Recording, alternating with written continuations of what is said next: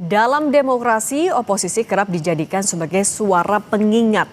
Jumat kemarin, Presiden Prabowo Subianto disebut telah melakukan pertemuan dengan sejumlah tokoh yang acap kali memberi kritik pada pemerintah. Lalu apa saja yang dibahas dalam pertemuan yang berlangsung tertutup itu? Dan siapa saja yang hadir dalam pertemuan di kediaman Presiden Prabowo di Kertanegara, Jakarta Selatan? Kita bahas bersama salah satu tokoh yang hadir saat itu, mantan Ketua KPK Abraham Samad, Kepala Staf Presiden M. Kodari dan Jayadi Hanan, Direktur Eksekutif LSI. Selamat petang semuanya. Selamat petang, Cindy. Selamat petang. Assalamualaikum, Mbak Cindy. Waalaikumsalam warahmatullahi wabarakatuh. Bang Abraham, kemarin itu ketika Anda hadir, undangannya atau agendanya sebenarnya dalam judulnya apa? Pertama, secara pribadi saya dikontak sama Pak Menteri Pertahanan, Pak Syafri Samsudin. Katanya diundang oleh Presiden untuk hadir di Hambalang, itu pertama ya, untuk berdiskusi lebih jauh ya mengenai program-program pemerintah. Siapa saja yang hadir, Bang? Kemudian saya tanya Pak Syafri, saya diundang dalam kapasitas apa? Pak Syafri bilang, selaku mantan Ketua KPK yang kritis, kira-kira seperti itu. Oke, yang hadir di pertemuan siapa lagi selain Bang Abraham? Tadi seperti yang sudah disampaikan, kalau nggak salah ingat ya, Profesor Dr. Siti Suhro, terus Menlu Pak Sugiono, Mensesnek, Pak Syafri Samsudin, Maijen Purnawirawan Saki Makarim. Kalau untuk tokoh-tokohnya selain Bu Siti Zuhro, Pak Susno Duaji, Bang Abraham, ada lagi juga kah, Bang? Pak Said Didu. Oke. Dan itu pertemuan selama berapa jam? Jadi pertemuan itu diagendakan 4:30 ya. Tadinya diagendakan di Hambalang, tapi pas selesai sholat Jumat dipindahkan ke Kertanegara, kira-kira seperti itu. Dan pertemuannya cukup lama, sampai jam 9 malam. Karena pembahasannya cukup jam 9 malam, dari 4:30 sampai jam 9 malam. Dan diskusinya cukup serius ya, sehingga semua yang hadir itu lupa makan malam.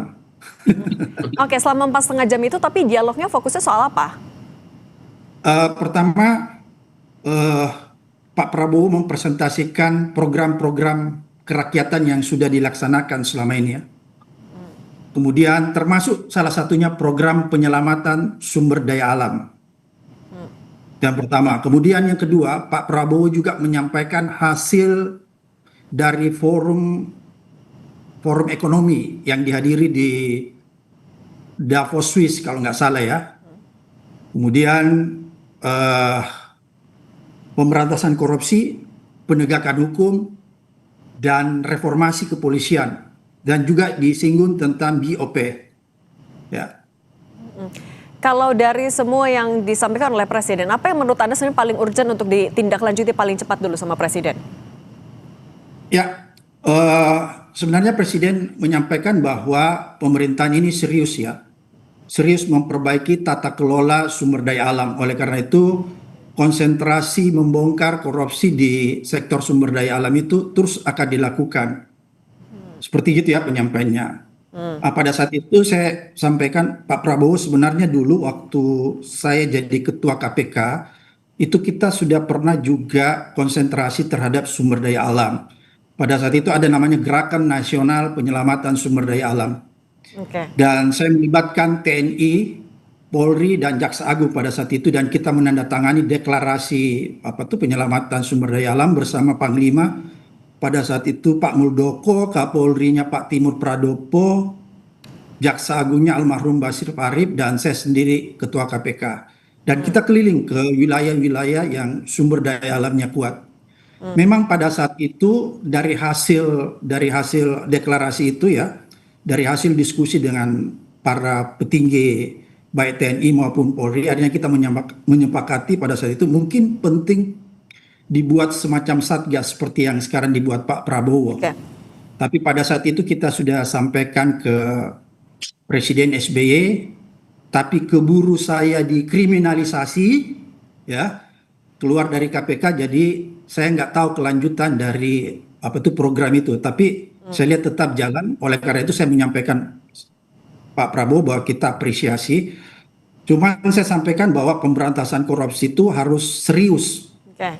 Dan ya, saya melihat bahwa pemberantasan korupsi itu harus menyentuh akar permasalahan, bukan di permukaan, kira-kira seperti itu ya. Oleh Oke. karena itu, Pak Prabowo menyampaikan apa sih yang harus dilakukan untuk meningkatkan indeks persepsi korupsi Indonesia. Saya menyampaikan ada beberapa hal ya. Kalau kita merujuk ke United Nations Convention Against Corruption, ada lima Oke. konsentrasi, ada 5 konsentrasi yang harus dilakukan Oke. agar supaya IPK kita itu bisa meningkat. Oke, Pertama sebentar ada yang Bang disebut Abraham. Oke, soal korupsi itu ya poin yang Anda sampaikan kemarin dengan kapasitas sebagai mantan ketua KPK. Saya beri kesempatan ke Bang Kodari dulu. Bang Kodari, tapi sebenarnya apa kepentingan Pak Presiden? Apa alasan ia menggelar pertemuan dengan beberapa tokoh ini? Ya, pertama tentu menyampaikan apa-apa yang sudah dikerjakan oleh pemerintah dalam setahun ini. Yang kedua, tadi sudah digarisbawahi oleh Bang Abraham Samad bahwa Presiden menunjukkan atau ingin mengkomunikasikan bahwa beliau sangat serius untuk melakukan perbaikan-perbaikan nasib bangsa dan negara, terutama dari segi pembenahan dan pemberantasan pelanggaran pada aspek sumber daya alam gitu. Dan yang ketiga tentunya ingin mendapatkan masukan dan saran di luar sambil silaturahmi dengan berbagai macam tokoh dan kelompok masyarakat dari berbagai macam kalangan. Tapi ini Begitu inisiasi sih. siapa sih Bang Kodari sebenarnya, Pak Presiden, Menhan, atau justru masukan dari luar, dari publik? Sepengetahuan saya Pak Prabowo itu sudah sangat sering berkomunikasi dengan berbagai macam pihak ya, dan bukan mustahil juga bahwa pertemuan yang kemarin itu nanti akan ada pertemuan-pertemuan yang lainnya. Artinya Presiden terus berkomunikasi dengan berbagai macam elemen masyarakat. Jadi Presiden bukan hanya bicara dengan kabinet, bicara dengan tokoh-tokoh di luar negeri dalam forum internasional, tetapi juga dengan berbagai macam tokoh dan opinion maker di dalam negeri begitu. Dan saya kira tadi sudah disampaikan bagaimana pokok-pokok pikiran atau hal-hal yang disampaikan itu muncul di Davos, dan saya yakin juga dari cerita Bang Abraham Samad ya, walaupun saya nggak ada di situ, itu sama dengan yang beliau sampaikan di retret Hambalang kemarin yang terakhir begitu. Jadi saya kira beliau ingin agar masyarakat, agar anak bangsa ini semua memiliki pemahaman dan perspektif yang sama tentang persoalan-persoalan yang kita hadapi dan cara-cara menyelesaikan program masalah-masalah tersebut. Oke, Bang Kodari, tapi kok juga sempat disebutkan ini adalah tokoh-tokoh oposisi. Kenapa bisa disebut seperti itu? Tergantung juga sih oposisinya kepada siapa dan kapan. Berarti maksudnya Pak Menhan apa dong? Ya, harus ditanya dengan Pak Menhan dong. Ya, kan Pak, kalau pernyataannya keluar Pak Menhan ditanya dengan Pak Menhan. Tetapi kalau tadi cerita Bang Abraham Samad kan ditanya sebagai mantan ketua KPK, dan tadi sudah diceritakan bagaimana antara Pak Prabowo dengan Bang Samad itu nyambung sekali gitu. Jadi apa yang dikerjakan oleh Pak Prabowo sekarang sebetulnya sudah dicoba dikerjakan oleh Bang Samad beberapa tahun yang lalu gitu. Jadi sebetulnya sih dari forum-forum begini ternyata ketemu ya bahwa apa-apa yang pernah dipikirkan oleh anak bangsa itu ternyata dikerjakan oleh Pak Prabowo. Berarti kalau Anda bilang nggak ada posisi ya. Nah, kalau dari Mas Jayadi sebenarnya apa kepentingan tokoh masyarakat sebagaimana dikatakan oleh Pak Mensesnek. Mungkin kalau saya tambahkan lagi ya istilah yang lain ya, supaya seru ini opinion maker. Kalau gitu, Bang Samad ini kan banyak pengikutnya, Bang Said itu banyak pengikutnya. Oke. Saya minta pendapatnya Mas Jayadi dulu ya Bang Kodari. Kalau gitu Mas Jayadi, kenapa tokoh-tokoh ini sampai diundang? Pak Presiden atau Istana punya kepentingan apa sih? Ya, kalau kita ikuti pemberitaan kejadian-kejadian selama beberapa bulan terakhir, akhir tahun 2025 sampai awal 2026 ini kan ada sejumlah isu, baik isu politik maupun kebijakan yang menarik perhatian publik dan cenderung menimbulkan kontroversi kan. Misalnya akhir 2025 itu ada bencana di Sumatera yang kemudian dikaitkan dengan isu-isu sumber daya alam kan. Itu mencuat. Kemudian isu pilkada langsung atau tidak langsung itu juga cukup kontroversial dan dibicarakan oleh publik. Lalu isu reformasi Polri ya, dimulai dengan pembentukan komite reformasi dan seterusnya, itu sampai ada semacam pemberitaan kontroversial tentang tanggapan Kapolri tentang posisi Polri di bawah kementerian dan sebagainya. Dan yang terakhir yang pasti sangat menarik perhatian publik dan pasti menimbulkan kontroversi adalah posisi Indonesia di DOP. Tadi disebut juga sedikit oleh Bang Abraham, DOP, apa? BOP, BOP, Board of Board Peace, of ya, Peace, Dewan Perdamaian yang dipimpin oleh biasa. bentukan dan dipimpin oleh Trump. Tapi Mas Jayadi, Jadi saya kalau kira misalnya memang tujuannya untuk menjelaskan itu, tapi apakah di baliknya ada motif juga misalnya mau merangkul orang-orang yang kerap kritis sama pemerintah, atau ada alasan lain nggak sih? ya tentu itu salah satunya kan. Itu dalam bahasa Bang Kodari itu berkomunikasi kepada publik melalui tokoh-tokoh yang punya banyak pengikut, kan itu kira-kira kalau saya simpulkan dari bahasa Bang Kodari tadi. Yaitu saya kira salah satu tujuannya kepada publik. Apa kalau kita lihat nama-nama yang diajak bicara ini kan ada Bang Abraham kritis dalam soal-soal pemberantasan korupsi, ada Pak Said Didu kritis dalam soal-soal terutama tata kelola sumber daya alam, lalu nah dua orang ini boleh disebut sebagai tokoh publik yang kritis kan terhadap kebijakan ya, bukan oposisi secara atau kritis secara posisi politik. Tapi sudah Tapi cukup kalau merepresentasikan kalau misalnya sebagai kritik dari masyarakat atau sebagai dalam tanda kutip tokoh oposisi, kalau tadi sempat disebut juga Pak Menhan, sudah merepresentasikan itu? Iya pasti belum, karena kan ada banyak tokoh di publik kan yang bisa disebut kritis. Jadi mungkin Pak Prabowo merasa yang lebih penting dulu, yang lebih urgent dulu dengan yang mereka ini kan. Bu Siti Zuro mungkin ada kaitannya dengan soal kepemiluan, termasuk pilkada yang juga kontroversi. Kemudian Bang Abraham soal korupsi, Pak Saididu soal sumber daya alam, kemudian Pak Susno. Pak Susno Aji kan tidak bisa disebut sebagai tokoh kritis kan, dia lebih ke orang yang cukup objektif melihat bagaimana reformasi Polri dan dia punya pengetahuan yang sangat dalam karena pernah menjadi orang dalam gitu. Jadi ada nomor satu saya kira yang diinginkan oleh Presiden. Saya setuju dengan Bang Kodari tadi bahwa mungkin ada soal masukan kebijakan, itu satu yang diperlukan, yang ingin dituju ya. Yang kedua adalah soal berkomunikasi kepada publik melalui tokoh-tokoh ini. Yang ketiga saya kira itu juga menunjukkan kepada publik bahwa secara politik Presiden itu terbuka dengan semua kalangan termasuk tokoh-tokoh yang kritis. Itu tampaknya yang ingin dicapai melalui dari sisi politik gitu. Tapi saya kira ada satu lagi yang mungkin juga ingin dicapai oleh Presiden.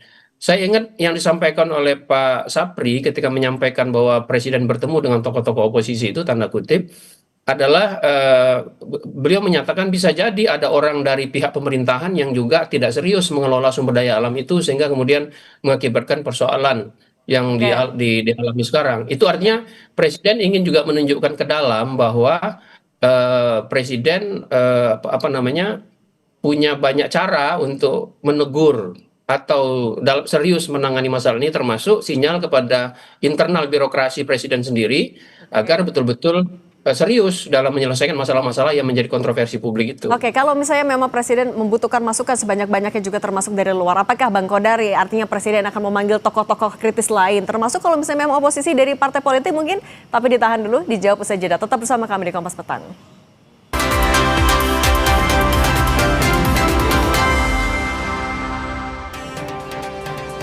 Kita lanjutkan dialog pertemuan Presiden Prabowo Subianto dengan sejumlah tokoh. Bang Abraham, kalau kemarin ketika pertemuan sebenarnya tapi seberapa bebas ruang dialog yang dibuka? Apakah tanya jawab itu bisa disampaikan secara luas, kemudian kritik juga Anda bisa menyampaikan dengan bebas?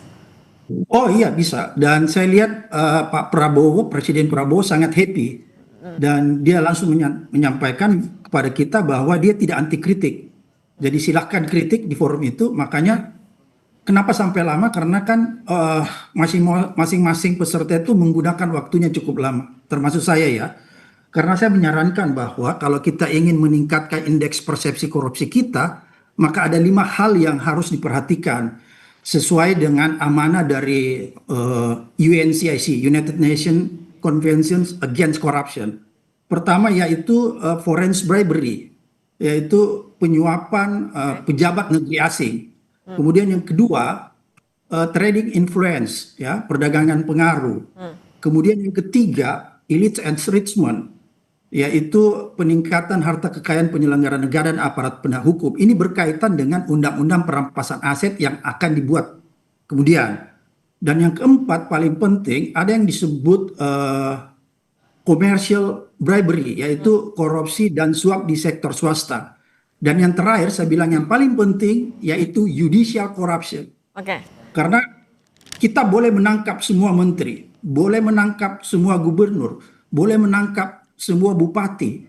Tapi kalau kita tidak menyentuh yang namanya judicial corruption, yaitu korupsi di aparat penegak hukum, polisi, jaksa, dan pengadilan, maka jangan pernah berharap IPK kita itu menjadi baik. Bayangkan IPK kita sekarang itu buruk 37 ya. Karena dia cuma satu level dengan apa ini? 37 dari 100 ya Bang Abraham. Dan Ya. oke, tapi sebentar Bang Abraham, tapi juga Bang Kodari, kalau misalnya tadi sebenarnya kalau kata Bang Abraham, ruang dialog itu dibuka kok, kritik itu dibuka. Kalau setelah ini, siapa lagi yang mau diundang sama Presiden? Mungkin oposisi dari partai politik juga akan diundang?